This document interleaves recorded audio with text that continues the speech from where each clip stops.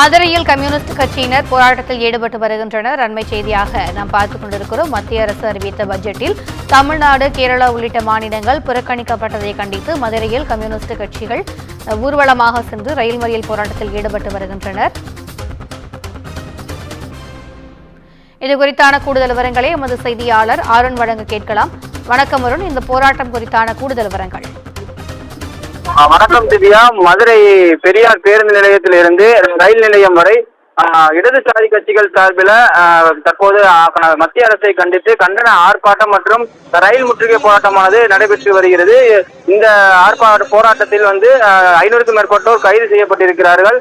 மதுரை பெரியார் பேருந்து நிலைய பகுதியில் இடதுசாரி கட்சிகளான சிபிஎம், சிபிஐ-எம்எல் உள்ளிட்ட 3 கட்சிகளின் சார்பில் ஆண்கள், பெண்கள் என 500க்கும் மேற்பட்டோர் தற்போது இந்த மத்திய அரசு ஒதுக்கப்பட்ட இந்த பட்ஜெட்டில் தமிழகம் மற்றும் கேரளா உள்ளிட்ட மாநிலங்களுக்கு நிதி ஒதுக்காததை கண்டித்தும் தொடர்ச்சியாக மத்திய மாநில அரசு தமிழகம் மட்டுமல்லாது எதிர்கட்சியாக இருக்கக்கூடிய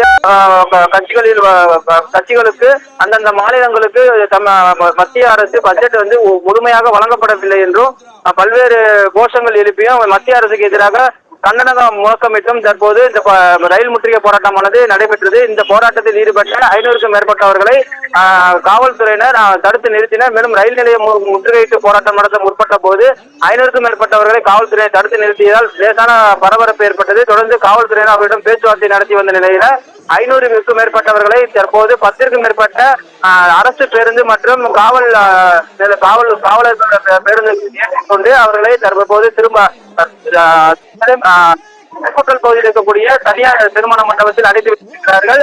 தொடர்ச்சியாக தமிழகத்திற்கு ஒதுக்கப்படக்கூடிய நிதிகள் மத்திய அரசு பட்ஜெட்டில் ஒதுக்கப்படாததை கண்டித்து தொடர்ச்சியாக போராட்டமானது நடைபெறும் என்று இடதுசாரி சார்பில் தெரிவிக்கப்பட்டிருக்கிறது. திவ்யா, கூடுதல் விவரங்களுக்கு நன்றி அருண்.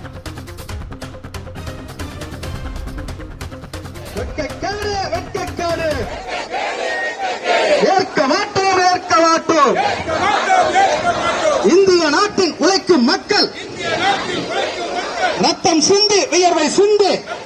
சமீபத்தில் நாடாளுமன்றத்திலே சமர்ப்பிக்கப்பட்ட பட்ஜெட் என்பது ஒரு பெரிய அளவுக்கான மோசடித்தனமான தமிழ்நாடு, கேரளம் உள்ளிட்ட எதிர்கட்சிகளுடைய மாநிலங்களை புறந்தள்ளிவிட்டு இந்தியாவில் அந்த மாநிலங்களே இல்லாத மாதிரியான ஒரு தோற்றமான பட்ஜெட்டை சமர்ப்பித்திருக்கிறார் நிர்மலா சீதாராமன்.